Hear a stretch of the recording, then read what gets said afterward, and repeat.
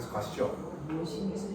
노동 문제의 개요입니다. 노동의 정의에 대해서 교재에서 다루고 있는데 노동은 우리 삶에 있어서 필수 불가결한 것이라고 교재에서 설명하고 있습니다.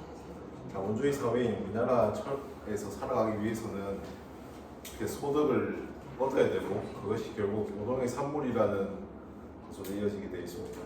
타인에게 의존하지 않고 인간이 생존하기 위해 필요한 건 역시 노동이라고 설명하고 있고요. 인간이 사회적으로 기여하고 사회에 속해 있음을 자각하게 하는 것이 일터라고 강조하면서 노동이 결국 소득을 얻기 위한 것만이 아니다 라는 것을 교재에서 강조하고 있습니다. 그 밑에도 대동소이한 이야기입니다. 넘어가겠습니다. 노동 문제와 사회 문제의 관계에 대한 내용입니다. 노동시장에서 일어나는 일련의 문제들을 앞서 살펴보았던 다양한 사회 문제를 파생시킵니다. 빈곤 문제, 아동 문제와 같은 아동 학대에 대한 내용도 포함될 수 있겠고요. 예시로서 이제 계약직으로 일하게 된 사람의 불안감이 있고 이 불안감은 또 소비 지출의 감소로 이어지게 되어 있습니다. 부족한 소득으로 인해 주거 문제 미해결이 발생할 수 있고요.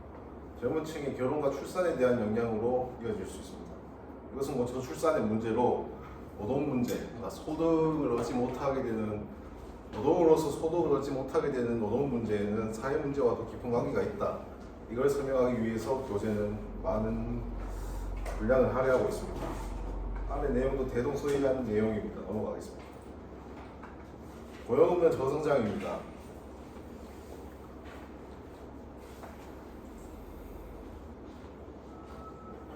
우리나라 고용시장의 변화에서 최근 나타나고 있는 변화는 고용 없는 저성장입니다. 고용이 없으면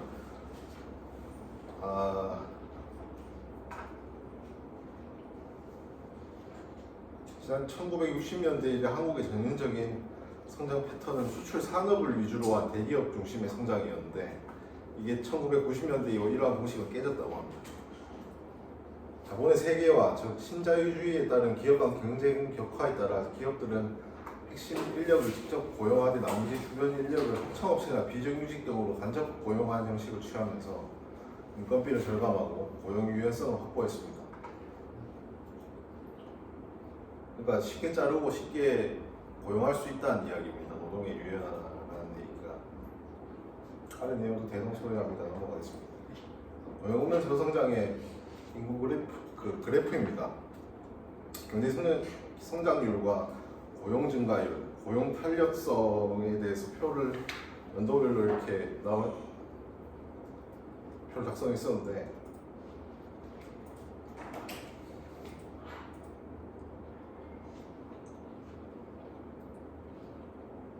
네, 한번 보시면 될 것 같습니다. 유연화된 노동의 유연화와 분절에 대한 내용입니다.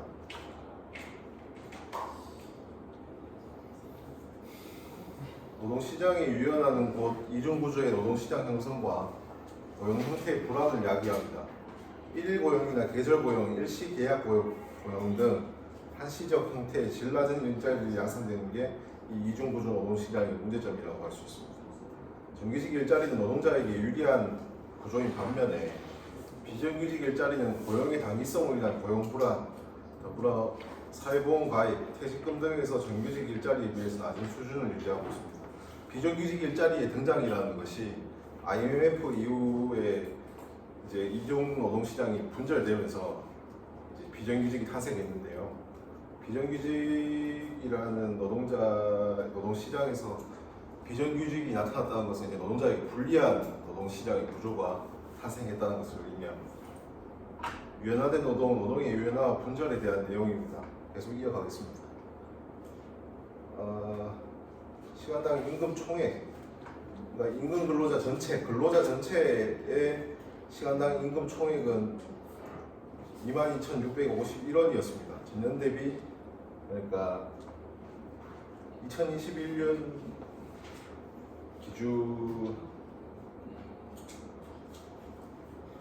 기준의 19,806원과 비교해서 14.4%로 증가했습니다. 정규직의 임금 총액은 24,409원으로 전년 대비 15.0% 증가했습니다. 비정규직은 17,233원으로 11.4% 증가했습니다. 정규직과 비정규직의 임금 격차는 커졌고 정규직 대비 비정규직의 시간당 임금 수준은 70.6% 수준이고 전년보다 2.4% 하락했습니다. 앞서 살펴본 통계는 비정규직이 상대적으로 낮은 임금, 긴 근로시간, 열악한 노동 현장 등 정규직에 비해서 낮은 대우를 받고 일하고 있음을 보여줍니다. 무엇보다도 비정규직에서 가장 불안한 점은 계약이 언제 끝날지 모른다는 불안감입니다. 다음 청년 실업에 대한 내용입니다. 우리나라 노동 문제 중 가장 주목받고 있는 것 중 하나는 청년 실업 문제입니다. 우리나라는 높은 대학 진학률로 인한 학력의 상향 평준화로 인해서 학력으로 인한 노동시장 차별성이 부족합니다. 추가적인 차별성을 획득하기 위해서, 그러니까 남들보다 좀 더 나은 스펙을 얻기 위해서 취업준비 활동을 요구받게 되고 청년들의 노동시장 진입이 지연되고 있습니다. 자격증 어학연수, 인턴십 등 취업준비 활동에 많은 힘을 쏟아야 되기 때문에 일자리의 부족, 미스매치 등, 그러니까 이제 자기가 원하는 직장에 취직하기가 어려운 거죠. 이와 더불어 이중고를 겪고 있는 것 또한 사실입니다. 특히 현재 청년들의 일자리는 비정규 저임금 단기 일자리에 몰려 있어서 근로조건, 고용 안정성 측면에서 열악합니다. 이러한 청년 일자리 문제는 교육, 주거, 연애, 결혼, 출산 등의 청년 삶의 전반적인 영역에 걸쳐서 영향을 미치고 있습니다. 청년 주거 인구보험료의 증가, 결혼 및 출산 연령의 지연 등이 그 예 중에 하나가 되겠습니다. 그럼 4-1을 한번 보겠습니다. 이게 통계 그래프를 제가 한참을 찾아봤는데 많이 어렵더라고요. 그래서 제 나름대로 해석을 해서 여러분들한테 설명을 드리면,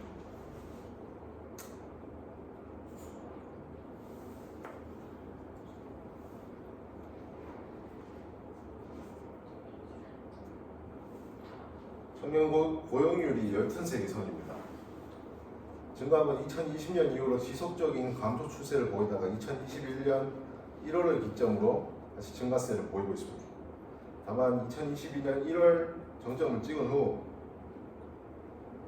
2022년 11월을 기점으로 다시 감소하고 있는 추세를 보이고 있습니다. 청년 실업률은 2020년 붉은 선입니다. 청년 실업률은 2020년 1월을 기준으로 증가와 감소를 반복하다 2021년 1월을 기점으로 다시 비약적인 실업률 감소를 보였습니다. 다만 2022년 5월을 기점으로 다시 취업자 수는 지속적으로 감소하고 실업률이 증가하고 있음을 알고 있습니다. 넘어가겠습니다. 청년 취업자 수 및 취업자 증감 추이의 증감세가 2020년 1월부터 2022년 11월까지 상당히 큰 변동을 보이고 있습니다. 코로나19 감염병 위기를 원인을 들 수 있겠습니다. 이거 나이가 어떻게 되나요? 나이? 이게 조사한 대상자. 그건 살펴보지 않았는데 그 교재에 나와 있지 않을까요? 아, 교재 있는 게? 예, 있을 겁니다. 무슨 말이냐면 그 청년이라고 하는 거를 몇 살부터 몇 살을 감수하느냐. 예. 그림 4-3의 그래프를 통해 확인할 수 있는 면은 코로나19 위기 이후 청년 고용은 양적 측면에서 있어서 빠르게 회복되고 있다고 평가할 수 있습니다. 다만 전월 대비 청년 취업자 수는 2022년 5월 11월까지 6개월 연속으로 감소하고 있습니다. 청년 고용률이 일부 기간이긴 하나 증가세를 보이고 있는 것은 고무적인 일이지만 국제적으로 비교해보면 실상 큰 차이가 있습니다. 우리나라 청년 고용률은 다른 OECD 국가와 비교해보면 다음과 같습니다. 먼저 15에서 14세를 기준으로 살펴본 2020년의 국제 비교에서 미국 45.9%, 일본 46.4%에 비해 우리나라의 고용률은 25.2%로 현저히 낮은 수준입니다. 25세에서 54세의 고용률 또한 우리나라는 74.9%로 미국의 75.6%와 일본의 85.5%, OECD 평균 75.9%보다 낮은 수준을 보이고 있습니다. 그래프로 확인하시면 될 것 같습니다. 이게 제가 임의로 삽입한 내용인데요. 산업재해로 사망한 교재에 넣는 내용입니다. 이게 발표 흐름에 좀 부합하지 않는 면이 있음에도 불구하고 노동 문제를 다루면서 이 내용을 삽입하지 않는다는 건 말이 안 된다고 생각해서 제가 제 재량껏 내용을 삽입했습니다. 2023년 8월 8일에 노동자가 크게 다친 사고가 벌어졌습니다. SPC 계열 제빵 공장에서 일어난 산재 사고인데요. 이 산재 사망하신 노동자가 병원에 옮겨졌지만 결국 사망하셨습니다. 2024년 6월 16일에는 사회 초년생인 청년이 전주 페이퍼라는 제지회사에서 홀로 기계 점검을 받아 숨진 일이 발생했습니다. 2인 1조로 작업해야 한다는 규범을 어겨서 일어난 산업재해입니다.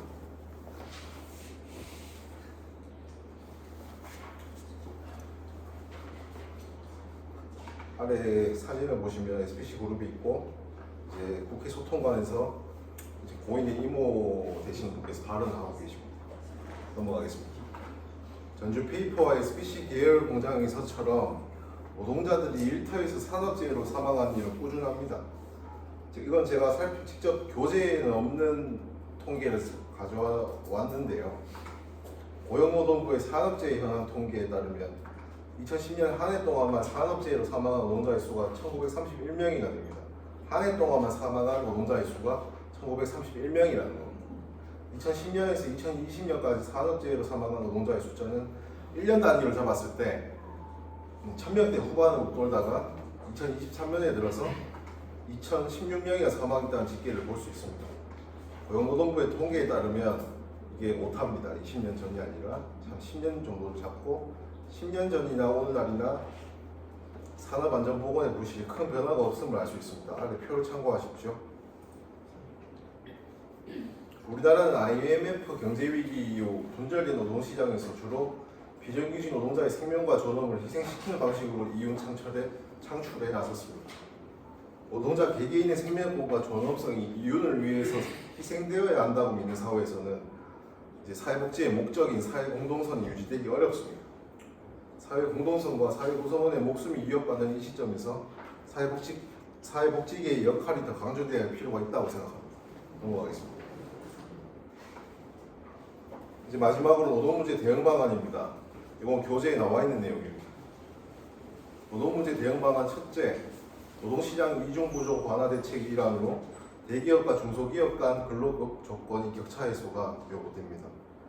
기업 임금 분포 공시제 도입을 고려하여 대기업, 중소기업, 정규직, 비정규직, 원청, 하청 간 임금 격차에 대한 사회적 관심을 유도해야 합니다.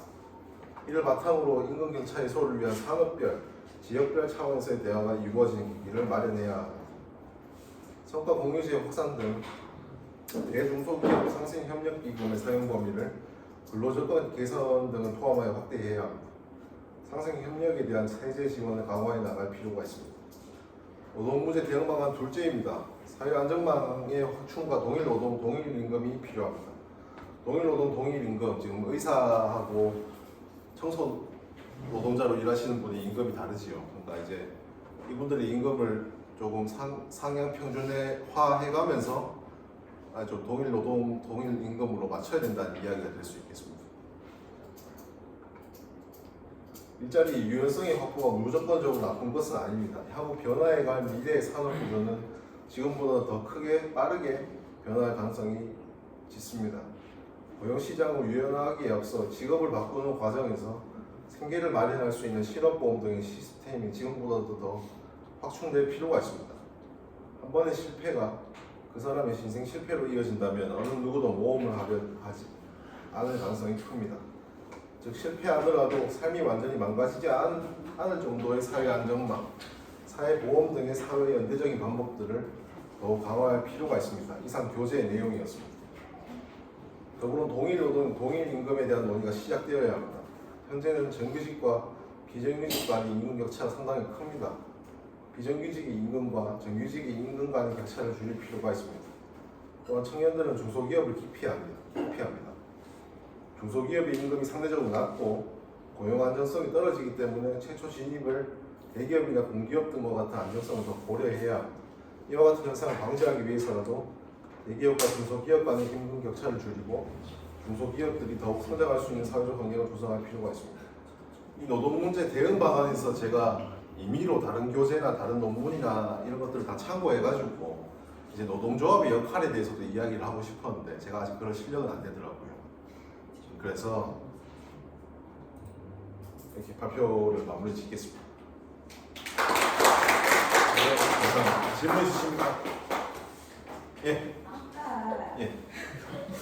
의사하고 청소부의 월급을 이렇게 거의 동일하게 맞춘다 했는데 예. 그 말 뜻이 아닌가요? 그럼 어떤 뜻일까요? 같은 의사하고 의사인데 임금 차이가 많이 나는 걸 맞추자는 뜻이 아닌가요? 기업별, 산업별 이제 전부 다 통틀어 가지고 이야기할 때는 이제 제가 말했던 게 맞는 거고요. 아니면 산업별만 그러니까 같은 직종에 있는 사람들끼리만 동일노동 동일임금을 하자 그러면 그 선생님 말씀 맞고 이해되셨나요? 질문 아까 예. 그 부분 앞으로 좀 넘겨. 예, 동일로동 넘겨. 예. 말씀하십시오. 여기 맞나요? 이게 동일노동 동일임금이라는 거에 대해서가 원래 이게 예전에 남녀공평법 이거 할 때 예. 나온 얘기거든요. 예. 여성과 남성의 임금 격차가 많이 나니까 예. 이거를 법적으로 어느 정도 같은 일을 하는데 왜 남녀 간의 격차가 나냐 그 때문에 옛날에 시작돼가지고 옛날이면 지금은- 언제쯤 정도일까요? 네? 옛날이면 몇 년도쯤? 몇 년 전 기억이 안 나요. 아 예. 그러니까 앞선 사례가 있었고 이게 작년인가 저작년쯤에 예. 이 동일노동 동일임금에 대한 얘기가 또 사회적으로 이슈가 돼가지고 예. 나왔던 게 이거에 대한 법적 해석은 예. 동일 가치에 대한 이야기거든요. 예. 그러니까 저랑 선생님이랑 같은 일을 하고 같은 생산성을 내고 똑같은 일인데 비정규직이고 정규직이다. 그런데 이 부분이 임금이 다르다. 이 정규직이랑 비정규직이라는 차이 때문에 이건 잘못된 거라고 개선을 하고 있는 법적으로 이제 이걸 막으려고 노력을 많이 했거든요. 지금도 하고 있을 거고. 그죠? 동일노동 동일임금이라는 이야기는 이거 외에는 사실 쓸 수가 없거든요. 자본주의 사회에서는. 자본주의 사회라고 하시면 어떤 지금 이 시스템, 이 경제 시스템이죠. 이 경제 시스템에서는 저게 만약에 선생님이 얘기하신 청소부와 의사와 예. 같은 노동이다라고 얘기하는 거는 부가가치나 생산성이나 중요도로 봤을 때도 맞지 않는 얘기거든요. 제가 생각할 때는. 예. 그죠? 근데 같은 자본주의 사회라고 볼 수 있는 북유럽 사회나 서유럽 사회에서는 이 동일노동 동일임금에 대한 논의가 뜨겁고 또 이걸 현실에서 실현하고 있는데 그거에 대해서는 어떻게 그러니까 거기는 의사랑 청소부랑 임금이 같나요? 거의 비슷한 수준으로 이제 저는 잘은 모르겠지만 말입니다. 제가 알고 있는 바로는 이제 동일노동 동일임금에 대한 논의가 이제 극단적으로 비유를 하자면 의사와 청소노동자가 되겠습니다만 이제 기업별 산업별로 다 통틀어서 봤을 때 이제 같은 임금을 받는 게 맞다라는 쪽으로 가고 있는 걸로 알고 있습니다. 이데올로기에 대한 문제로 흘러갈 것 같고요. 예, 이게 단순하게 노동에 대한 문제가 아니라 예, 되게 큰 거를 건드려야 되는 문제 같아서 예, 좀 개인의 관점의 차이일 수는 있는데 그러니까 우리가 뭐 사회복지 같은 경우는 삼인주의를 많이 추구하는 입장이긴 한데 사실은 그 삼인주의에서 얘기하는 것도 우리나라에 그대로 적용할 수는 없거든요. 사실은 뭐 지금 그걸 얘기해 버리면 정치적으로 어떤 입장을 취하는가에 그런 게 나와버리니까 그렇죠. 조심스러운데 예, 맞습니다. 저는 발표자가 개인적인 견해인 맞죠? 내가 이것을 일단 생각하는 그거지 이게 전체 우리한테 우리 발표를 했지만 여기 다 같이 의견을 동의한다 이렇게 얘기할 수는 없는 문제 예, 단순한 문제가 아니에요. 또 있는데. 예, 말씀하십시오. 중소기업 기피 현상 있잖아요. 예, 우리나라 산업 구조가 일단 중소기업들이 대부분 대기업의 하청이라고 하죠. 예, 근데 중소기업들 중에서도 흔히 뭐 포장을 강소기업이라고 포장하는 데는 원청 기술이 있거나 독점 기술이 있는 기업들은 예, 대기업 들어가는 것만큼 경쟁력이 치열하거든요. 네, 임금이나 복지도 좋고 이거는 뉴스만 몇 개만 기업 검색해봐도 나오거든요. 그러니까 이 부분들이 왜냐 지금 청소년들이 중소기업을 가면 옛날에는 제때만 해도 가서 점프하는 기회로 쓸 수가 있었거든요. 왜냐면 대기업이랑 연결돼 있으니까 여기서 일하다가 성과가 나고 그 실력이 좋으면 점프할 수 있었어요. 근데 지금은 대부분 이 단가 싸움 하잖아요. 예. 싸게 계속 해마다 뭔가 절감을 해야 되니까 대기업에서 자꾸 단가를 낮춘단 말이에요. 그러면 자꾸 인건비를 중소기업은 갉아먹을 수밖에 없어요. 남길 수 있는 데가 그거밖에 없어요. 그리고 그래서 지금 기피 현상이 일어나는 거고 이 구조 때문에 그런 게 아니라 노동시장 자체가 대기업과 중소기업이 원청과 하청으로 있는 관계 이상 이거는 못 변하거든요. 그리고 앞으로도 한번 넘어가 주시죠. 제가 이게 상대를 나와가지고 제 노동 문제에 대해서 제가 잘 안다고 생각하고 이 단락을 선택했는데요. 이제 그러니까 저는 선생님이랑 시각이 다른 입장에 있습니다. 네. 전 자연경제주의를 수호하는 입장이라서. 저도 자유경제 좋아합니다. 네. 이쪽으로 넘어가면 앞으로. 네. 산업재해 쪽으로. 그냥 예. 이게 지금 사망자 수로 나오잖아요. 예. 제가 궁금한 건 그거예요. 사망자 수가 2010년이랑 지금이랑 변화가 없잖아요. 예. 그럼 2010년에 그러니까 이 데이터가 어디서 고용노동부에서 나온 거잖아요. 네. 그러면 여기에 그 고용보험을 납입하고 있는 사람들을 대상으로 조사를 한 거잖아요. 거기까지 제가 확인을 못했습니다. 아니요, 근로를 하면은 당연히 고용보험을 내게 돼 있으니까. 네. 네, 4대 보험이잖아요. 지금 예. 5대 보험이죠. 예. 그쵸? 그러면 이 숫자가 중요한 게 아니라 제 생각은 비율이 더 중요한 것 같거든요. 비율이라면 어떤 비율을 말씀하세요? 그러니까 전체 근로자 중에 사망자가 몇 명인데 예. 이 비율이 줄고 있느냐, 사망자율이 줄고 있느냐, 사망률이 줄고 있느냐가 흐름을 보여주는 게 더 맞지 않나 라는 생각이거든요. 아 예. 절대적인 이 표본 숫자보다는 그러니까 제가 이해 안 되는 거는 계속 2,000명씩 거의 계속 사망하고 있잖아요. 네, 홈페이지 이러면은 우리나라가 2010년이랑 지금이랑 이 산업재해 사망자에 대한 조치를 거의 안 하고 있다는 주장이 가능하잖아요. 그 주장을 하려고 제가 가져온 겁니다. 근데 제가 생각할 때는 네. 왜냐면 중대재해처벌법이라는 게 생겼거든요. 예. 재정신보험법이라도 생겼잖아요. 예. 근데 이게 비율이 떨어지지 않았다는 거는 잘못된 정책을 2010년부터 어느 선 중간에 있었겠죠. SPC가 언제?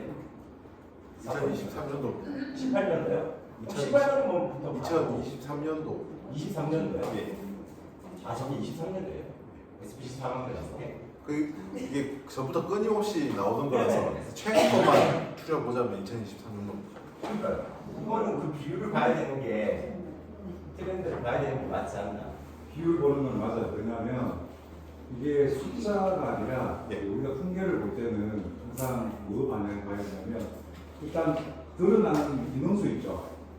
이 빈도잖아요. 빈도에 대한 건 항상 비율을 적어주게 돼 있어요. 예. 네, 그래서 이제 이렇게 출처 같은 경우도 적으려면 고용노동부 잘 다 보셨는데 출처를 갖고 오고 고용노동부에서 몇 년도 이제 그리고 아마 이 표 같은 경우는 보통은 표를 이렇게 면수를 항상 얘기할 때는 뭐를 적게 돼 있냐면 퍼센트를 적어주게 돼 있어요. 그래서 뭐 어떤 기준에서 이제 몇 명이지만 몇 %다라는 그런 걸 적어주게 되죠.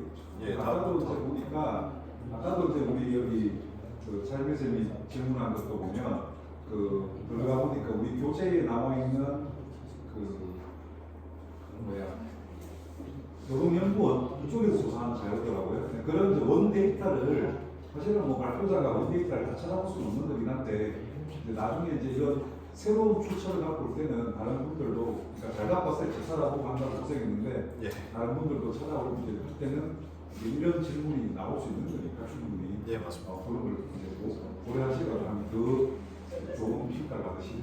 잘 갖고 왔어요. 예, 감사합니다. 발표 마치겠습니다.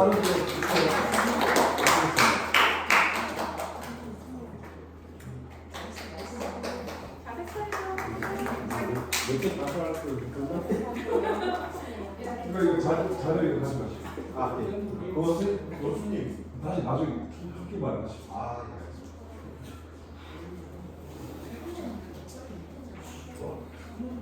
예.